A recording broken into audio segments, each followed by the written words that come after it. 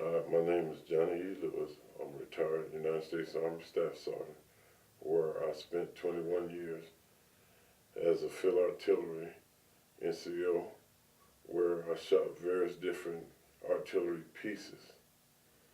And I was stationed at Fort Sill, which is the home of the field artillery.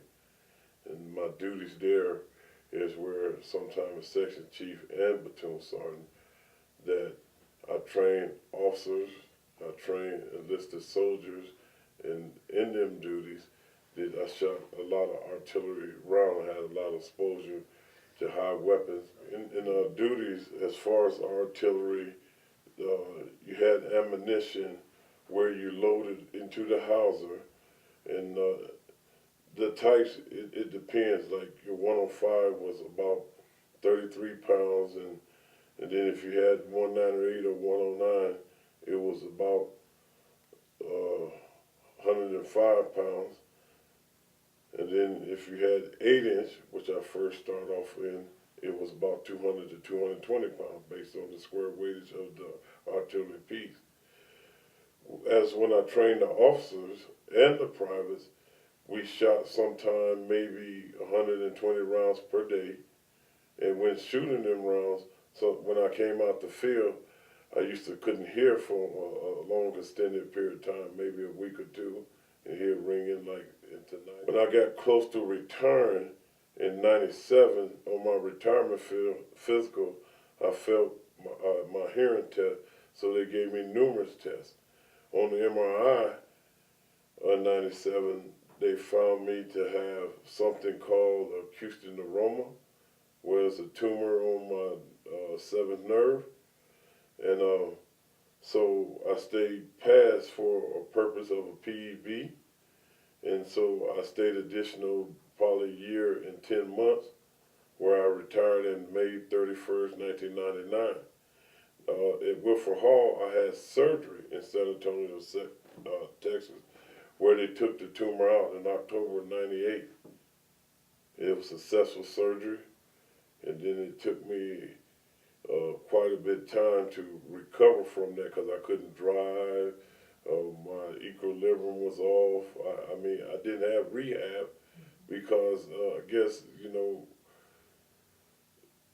that's probably should have been suggested to me, but I didn't have anything. I guess they were more anxious, because I was past my retirement to just get me out.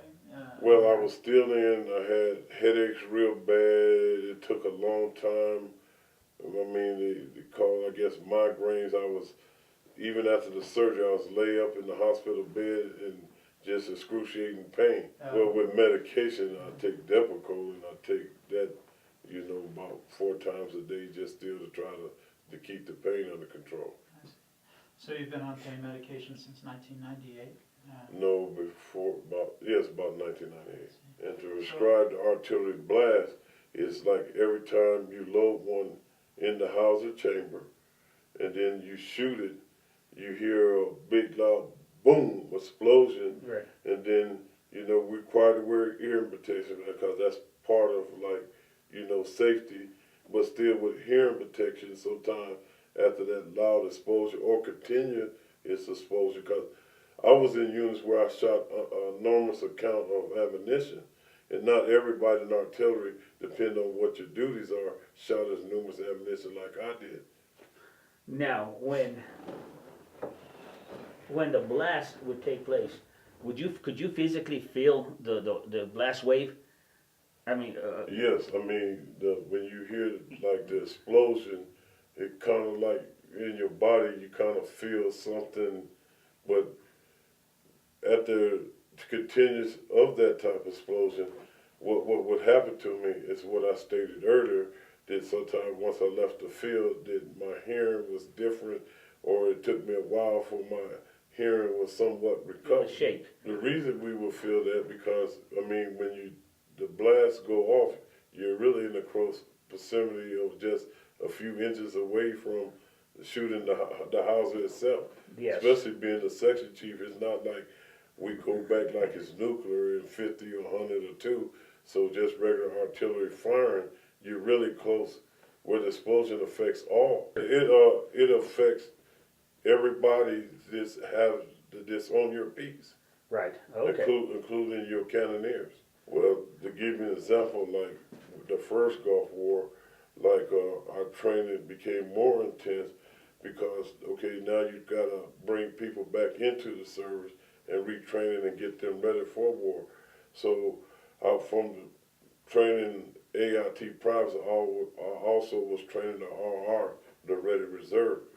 Okay. And the firing was more intense to try to get somebody to go to the Gulf War. So in the 198, I can remember that I had something like a blow-by where the explosion was real close and I seen a fireball, and then I think that had an impact on my hearing even more. Well, you're firing a lot of rounds and maybe you're missing some of your swabs because, like I said, it's intense. And then what causes the build-up carbon can cause, like the round, it's almost like a sticker, but it still fires and goes out the tube.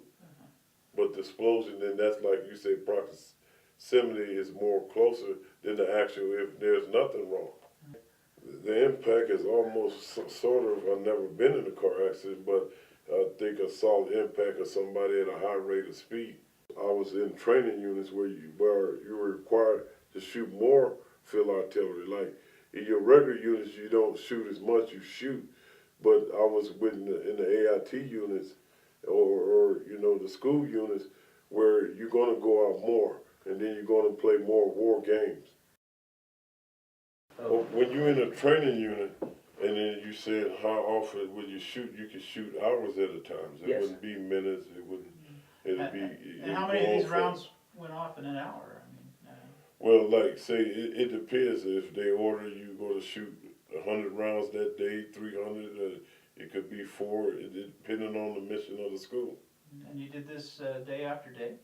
Well, when I was in second, you might went out like every other day. Sometimes you went out every day or every third day, but that's still a lot of impact. So, In a regular unit, you don't do that. It's just you might go out in 3 months. yeah.